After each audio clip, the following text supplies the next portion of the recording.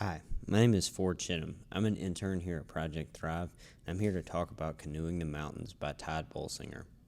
Bolsinger is a former pastor and the vice president of leadership formation at Fuller Theological Seminary.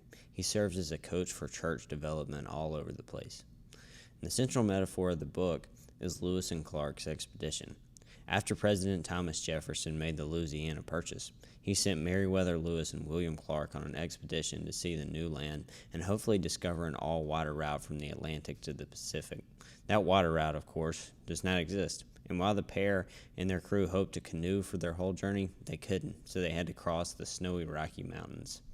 Leading churches can be a lot like this.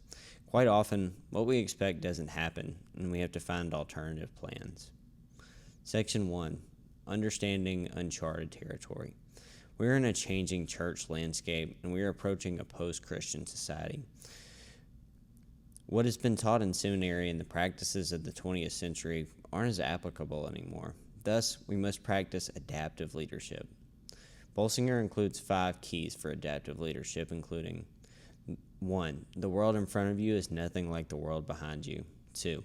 No one is going to follow you off the map unless they trust you on the map. 3. In uncharted territory, adaptation is everything. 4. You can't go alone, but you haven't succeeded until you have survived the sabotage. 5. Everybody will be changed.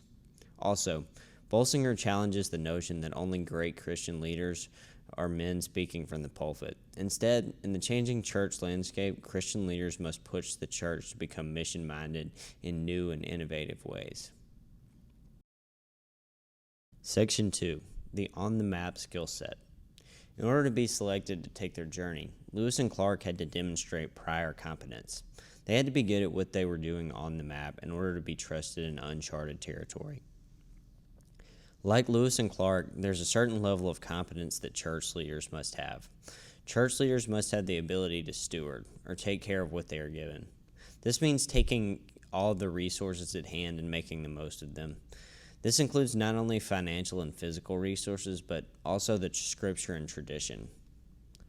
Church leaders must also turn to a support network. This is to increase accountability and the effectiveness of leadership.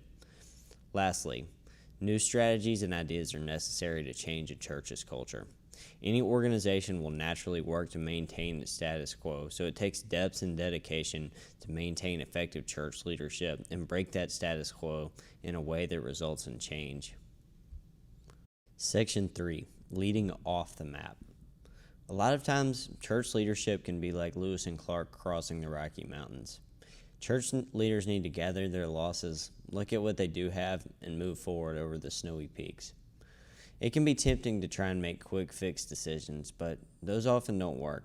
Adaptive inquiry and honest examination are what it takes to find an underlying theme that will lead to a solution. In addition to this resilience, a defined mission statement is important. Leaders are tasked with taking people where they need to go, but whether or not they want to. Lastly, maintaining mental and emotional health is critical. This includes having a healthy response to naysayers and learning to be content without constant praise. Section 4. Relationships and resistance.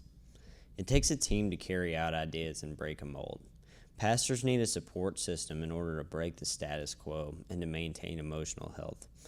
Bolsinger presents 6 primary elements to a team: allies, confidants, opponents, senior authorities, casualties, and dissenters. Bolsinger also mentions 2 primary groups that include the Maintaining the Mission group and the Transformation team. Often in the face of change, there will be sabotagers and naysayers. Those folks can be quite frustrating, but they can be learned from. They can help to point out the negative parts of your ideas and help you learn. Bolsinger points out that there are 2 zones of decision making. The blue zone, including level-headed decisions that coincide with the mission of the organization and choose principles over people, and the red zone, emotionally charged decisions that come from reactions rather than responses. Section 5. Transformation. Lewis and Clark in the Core of Discovery called on voices from the margins. They owe much of their successes to a nursing Native American mother named Sacagawea, who helped guide them on their journey. And like the core, there is much we can learn from the margins. People on the margins are using new and innovative ideas that will eventually become the mainstream. And in addition to noticing the margins, we also should help out people on the margins. This includes using all resources available to help people that are in need. This concludes the video. Hope you enjoyed the book, and I hope it's a catalyst for church growth. See you next time.